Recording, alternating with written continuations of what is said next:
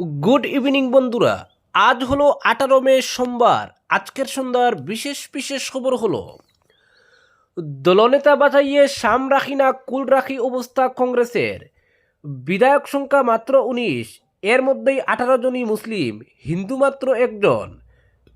এই অবস্থায় কংগ্রেসকে বিরোধী দলপতির মর্যাদা দেওয়া হয়েছে সংশোধিত বিধি মেনেই। কিন্তু এতে কংগ্রেস রীতিমতো সাম রাখি না কুল রাখির মতো বিড়ম্বনায় পড়েছে। দলনেতা বাছাই করতে গিয়ে বড় বিড়ম্বনার মুখে পড়েছে গৌরব গগৈর দল। ভোটের ফল বেরোনোর পর থেকেই প্রশ্ন উঠেছিল আসাম বিধানসভায় এবার আদৌ বিরোধী দলপতি থাকবে কিনা, কারণ কংগ্রেসের আসন সংখ্যা 29 থেকে নেমে দাঁড়িয়েছে 19-এ। গত বিধানসভায় বিরোধী দলপতির দায়িত্বে থাকা দেবব্রত শইকীয়াও এবার পরাজিত হয়েছেন। তবে সংশোধিত নিয়ম কংগ্রেসের জন্য স্বস্তির রাস্তা খুলে দিয়েছে। আগে বিরোধী দলপতির মর্যাদার জন্য প্রয়োজন হতো 21 জন বিধায়ক, কিন্তু সংশোধিত নিয়ম অনুযায়ী 126 সদস্যের আসাম বিধানসভায় 13 জন বিধায়ক থাকলেই কোনো দল ওই মর্যাদার দাবি করতে পারে। সেই হিসাবে 19 জন বিধায়ক নিয়ে কংগ্রেস এখন বিরোধী দলপতির পদ পাওয়ার দৌড়ে রয়েছে। তবে সংখ্যার অঙ্ক মিললেই যে সব মিটে যাবে তা নয়। বিধানসভার সচিব দুলাল চন্দ্র পেগু জানিয়েছেন, বিরোধী দলপতির মর্যাদা দেওয়ার বিষয়ে চূড়ান্ত সিদ্ধান্ত নেবেন অধ্যক্ষ। আগে 1/6 নিয়ম ছিল, পরে তা সংশোধিত হয়ে 1/10 করা হয়েছে, কিন্তু বিষয়টি এখনও অধ্যক্ষের বিবেচনার উপর নির্ভরশীল। এই পরিস্থিতিতে কংগ্রেসের সামনে আরও এক প্রশ্ন, মর্যাদা মিললে মুখ কে হবেন। দেবব্রত শইকীয়া পরাজিত হওয়ায় দলকে নতুন মুখ বেছে নিতে হবে। 19 জন বিধায়কের মধ্যে 18 জন সংখ্যালঘু সম্প্রদায়ের এবং 1 জন হিন্দু বিধায়ক রয়েছেন। ফলে বিরোধী দলপতির মুখ বাছাই কংগ্রেসের কাছে শুধু পরিষদীয় সিদ্ধান্ত নয়, রাজনৈতিক বার্তাও হয়ে উঠতে পারে। কারণ মুসলিম কোনো বিধায়ককে দলনেতা হিসেবে নির্বাচিত হলে তা দলের বিরুদ্ধে সংখ্যালঘু তুষণের যে অভিযোগ রয়েছে সেটাই যেন আরও পোক্ত হবে। 2011 থেকে টানা 4বারের বিধায়ক রকিবউদ্দিন আহমেদ, 3বারের বিধায়ক প্রদেশ কংগ্রেসের কার্যকরী সভাপতি জাকির হোসেন শিকদারও। এদের দলনেতা না করে তুলনায় কম অভিজ্ঞ জয়প্রকাশ দাসকে দলনেতা করলে আবার অন্য বার্তা যেতে পারে। এই আবহেই বদরুদ্দিন আজমলের শপথ গ্রহণ নিয়ে তৈরি হয়েছে আলাদা জট। এআইইউডিএফ প্রধান বলেছেন, কংগ্রেস তো এমনিতেই মুসলিম লীগ হয়ে গেছে, কিন্তু তারপরও জয়প্রকাশ দাসকেই দলনেতা হিসেবে বেছে নেবে কংগ্রেসের, এটাই দ্বিচারিতা।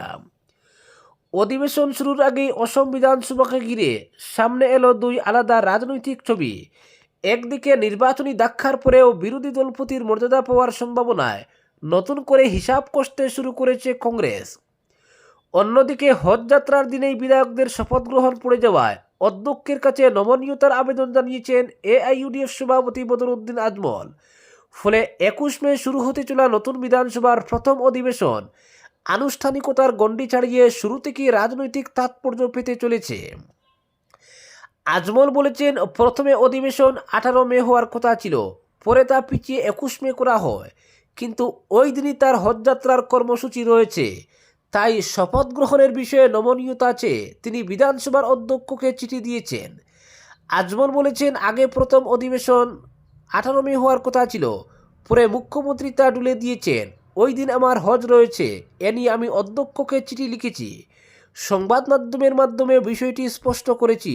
অধ্যক্ষের সুবিধা অনুযায়ী আমার শপথ গ্রহণ হবে। শপথের দিন নিয়ে অনিশ্চয়তা থাকলেও এআইইউডিএফ নিজেদের রাজনৈতিক অবস্থান স্পষ্ট করেছে। আজমল জানিয়েছেন, বিধানসভায় অভিন্ন দেওয়ানবিধি বা ইউসিসি প্রসঙ্গ উঠলে তার দল তার বিরোধিতা করবে। একই সঙ্গে নাগরিকত্ব সম্পর্কিত নতুন সমীক্ষা বা বিশেষ নিবিড় সংশোধনের বিরুদ্ধে অবস্থান নিয়েছে দল। অপরদিকে জুনের শেষেই পৌর নিগম নির্বাচনের পক্ষে কাছাড় বিজেপি। জুনের শেষে বা জুলাই মাসের শুরুতেই পুর নিগম নির্বাচনের পক্ষপাতী কাছাড় বিজেপি। যদিও নির্বাচন ঘোষণা বা আয়োজন সম্পূর্ণ কমিশনের এখতিয়ারভুক্ত, তথাপিও শাসক দল হিসেবে তাদের প্রস্তুতির কথা মাথায় রেখেই নিজেদের মাহেন্দ্রক্ষণে নির্বাচন চাইবে দল, তা সহজেই অনুমেয়। জানা গেছে, জুলাই মাসে দ্বিতীয় সপ্তাহে রাজ্য বিধানসভার বাজেট অধিবেশন এবং মাঝামাঝিতে সংসদের অধিবেশন রয়েছে। ওই সময়কালে নির্বাচনের পক্ষপাতী নয় দল। গোটা বিষয়টি নিয়ে এক প্রস্ত আলোচনাও সেরে ফেলেছে বিজেপির কাছাড় জেলা কমিটি। সূত্রের খবর, বিজেপির জেলা কমিটির সাংগঠনিক সভায় উঠে আসে পুর নিগম নির্বাচন প্রসঙ্গ। তবে নির্বাচন অনুষ্ঠিত হলে শুরুতেই ওয়ার্ড ভিত্তিক যে সংরক্ষণ চূড়ান্ত করে রাখা হয়েছে এর ভিত্তিতেই হবে নির্বাচন। নতুন করে লটারির কোনো সম্ভাবনা নেই বলে জানা গেছে। জেলা বিজেপির সিংহভাগ কর্মকর্তাই নির্বাচন দ্রুত আয়োজন করার পক্ষেই মত দিয়েছেন। কবে আয়োজন হলে সুবিধা হবে কাছাড় বিজেপির? সাংগঠনিক সভা হলেও এদিন মূলত এই বিষয়টি বিশেষভাবে স্থান পেয়েছে আলোচনায়। পৌর নিগম নির্বাচন কেন্দ্রিক আদালতের রায় নিয়ে অবহিত করা হয়। বিজেপির কাছাড় জেলা সভাপতি রূপম সাহার সভাপতিত্বে দলের পদাধিকারীদের উপস্থিতিতে সাংগঠনিক সভা অনুষ্ঠিত হয়।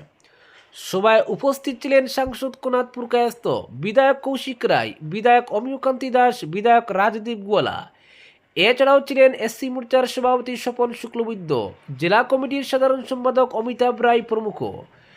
আগামী দিনে দলের বিভিন্ন সাংগঠনিক কর্মসূচি সফল করা এবং জনসংযোগ আরও সুদৃঢ় করার লক্ষ্যে একাধিক গুরুত্বপূর্ণ বিষয় নিয়ে বিস্তারিত আলোচনা হয় সভায়।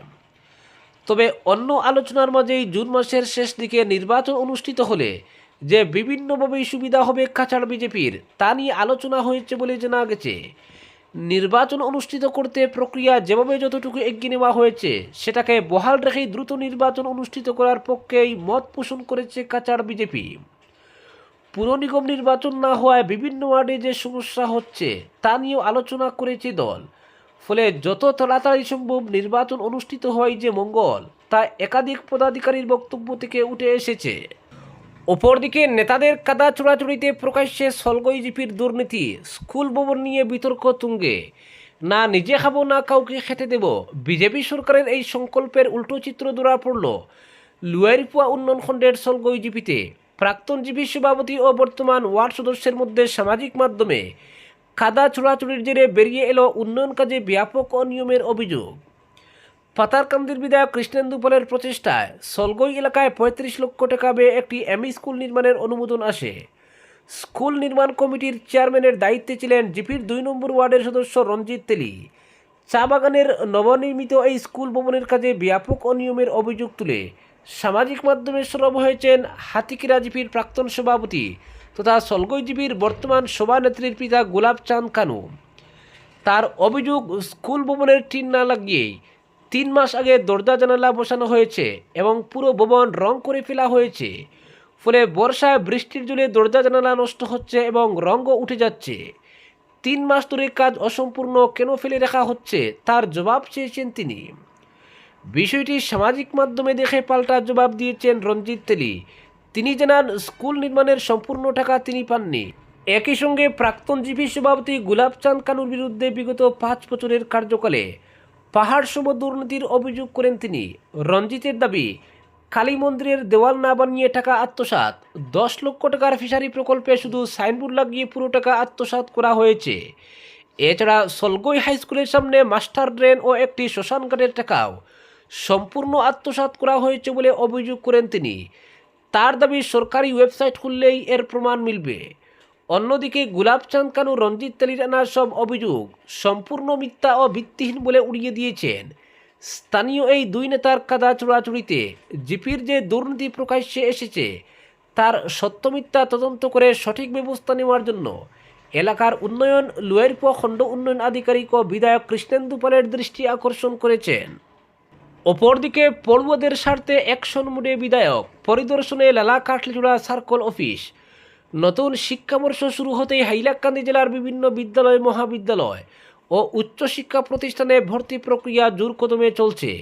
আর এই ভর্তি প্রক্রিয়ার অন্যতম গুরুত্বপূর্ণ অংশ হয়ে দাঁড়িয়েছে পরিবারের আয় উপার্জনের প্রমাণপত্র, এনসিএল সার্টিফিকেট সহ বিভিন্ন প্রয়োজনীয় নথি সংগ্রহ। তবে দীর্ঘদিন ধরেই অভিযোগ, অনলাইনে আবেদন করার পরও বহু ছাত্রছাত্রী নির্ধারিত সময়ে প্রয়োজনীয় সার্টিফিকেট হাতে পান না। কখনো কর্মচারীদের গাফিলতি, কখনো প্রশাসনিক জটিলতা কিংবা বিভিন্ন অজুহাতে দিনের পর দিন আটকে থাকে গুরুত্বপূর্ণ নথিপত্র। ফলে চরম সমস্যার মুখে পড়তে হয় ছাত্রছাত্রী ও অভিভাবকদের। এই পরিস্থিতির প্রেক্ষিতেই শনিবার হাইলাকান্দির নবনির্বাচিত বিধায়ক ডক্টর মিলন দাস সরজমিনে পরিদর্শনে যান লালা ও কাঠলিজোড়া সার্কল কার্যালয়ে। সেখানে উপস্থিত কর্মচারী ও সংশ্লিষ্ট আধিকারিকদের সঙ্গে বৈঠক করে ছাত্রছাত্রীদের প্রয়োজনীয় নথি দ্রুত ও নির্ধারিত সময়ের মধ্যে প্রদান নিশ্চিত করার আহ্বান জানান তিনি। বিধায়ক স্পষ্ট ভাষায় বলেন, উচ্চশিক্ষার ক্ষেত্রে একটি সার্টিফিকেটের বিলম্ব বহু ছাত্রছাত্রীর ভবিষ্যতের প্রতি বাধা হয়ে দাঁড়াতে পারে। তাই কোনো অবস্থাতেই ছাত্রছাত্রীদের হয়রানির মুখে ফেলা চলবে না। অনলাইন আবেদন জমা পড়ার সঙ্গে সঙ্গেই তথ্য যাচাই করে দ্রুত প্রমাণপত্র প্রদান করতে হবে বলেও নির্দেশ দেন তিনি। ডক্টর মিলন দাস আরও বলেন, নতুন শিক্ষাবর্ষের সূচনার সঙ্গে সঙ্গে হাজার হাজার ছাত্রছাত্রী বিভিন্ন শিক্ষা প্রতিষ্ঠানে ভর্তির জন্য আবেদন করছেন। সেই কারণে প্রশাসনের দায়িত্ব আরও বেড়ে যায়। ছাত্রছাত্রীদের স্বার্থে সরকারি পরিষেবা যাতে সহজ, স্বচ্ছ ও দ্রুত হয়, সেদিকে বিশেষ নজর রাখার প্রয়োজন রয়েছে। এদিনের পরিদর্শনে বিধায়ক কর্মচারীদের উদ্দেশ্যে বলেন, শিক্ষা ও ভবিষ্যতের প্রশ্নে কোনো ধরনের অবহেলা বরদাস্ত করা হবে না। ছাত্রছাত্রীদের সমস্যার সমাধানে মানবিক দৃষ্টিভঙ্গি নিয়ে কাজ করারও আহ্বান জানান তিনি। বিধায়কের এই উদ্যোগকে স্বাগত জানিয়েছেন ছাত্রছাত্রী, অভিভাবক ও সাধারণ মানুষ। তাদের মধ্যে ভর্তি মরশুমে প্রয়োজনীয় নথিপত্র দ্রুত হাতে পেলে বহু পরিবার অযথা দৌড়ঝাঁপ ও ভোগান্তির থেকে রেহাই পাবে। আজকের বিশেষ সংবাদ এখানেই সমাপ্ত।